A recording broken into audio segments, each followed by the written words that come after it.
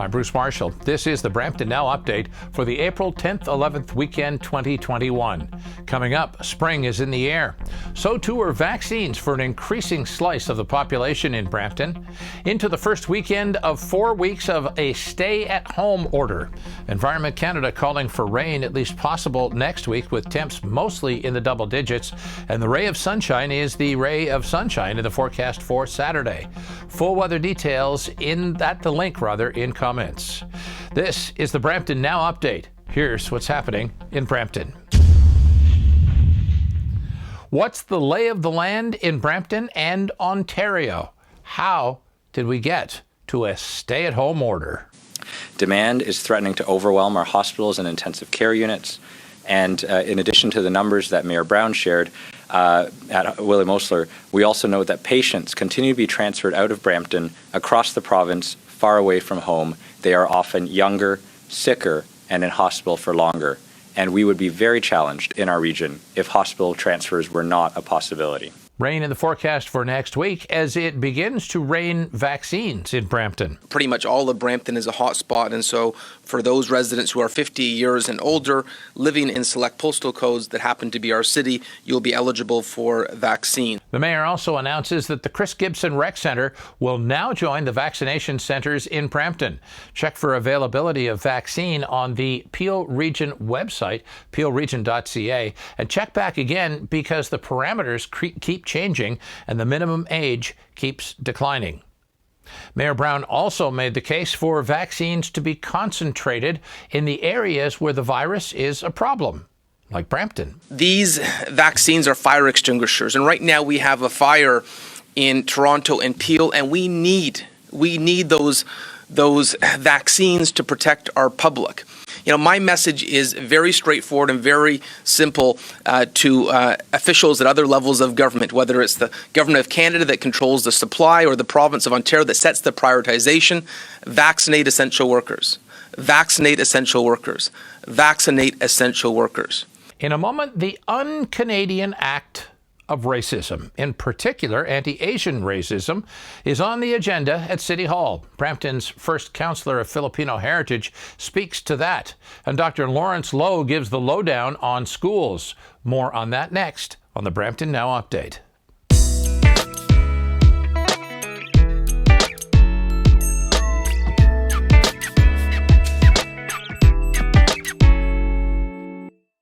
Hello, I'm Mayor Patrick Brown, and I am one of the many faces against parental alienation. Being a face against parental alienation means I've joined the fight against domestic violence, child abuse, false allegations, and parental abductions. You too can join the fight and campaign with us by wearing royal blue April 25th in support of Parental Alienation Awareness Day so that we can all be a voice for the voiceless. Canadians are dying of overdoses every day. Stigma is making it harder for people to get help. Addiction is a treatable medical condition, not a choice. Help end the stigma. A message from the Government of Canada.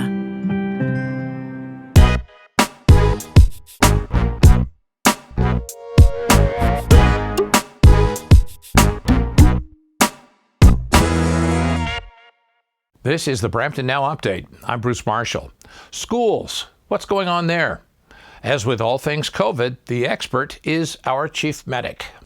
And while schools remain safe when strict measures are in place, those measures have a threshold where they become fraught and less effective. This was reflected in our recent decision to move to online learning across the region, announced on Monday. As a parent, I know that it was sudden and very stressful, and I regret any inconvenience. But we had to make the most of the gap between the Easter holiday and the April break to reset and ensure the continued safety of in-person learning in our community. Moving to online learning now will hopefully allow us to gradually reopen schools sooner, though it will be gradual and very dependent on how we control this third wave. Regional Councillor Rowena Santos, the first Canadian of Filipino heritage on Brampton Council, was given the task of calling out anti-Asian racism in Brampton. She chose to use the words of Asian youth to get the message across.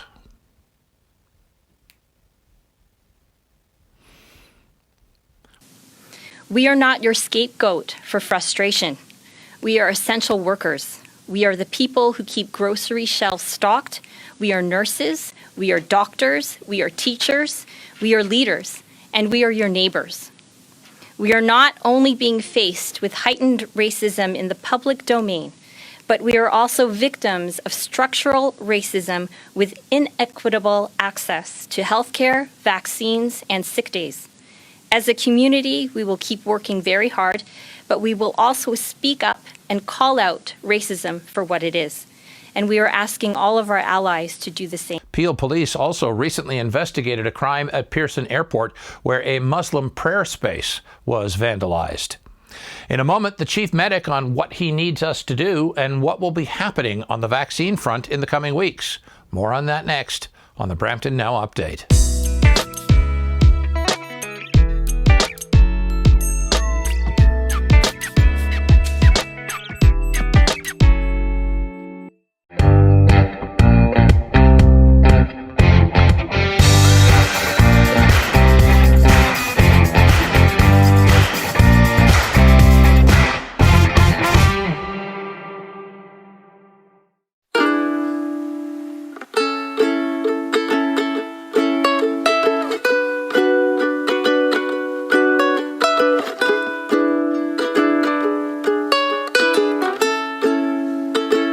There are some things you just don't do halfway.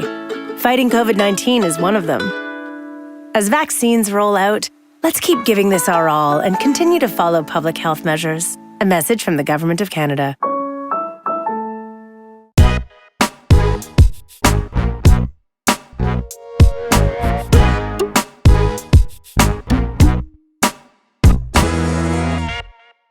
I'm Bruce Marshall. This is the Brampton Now Update.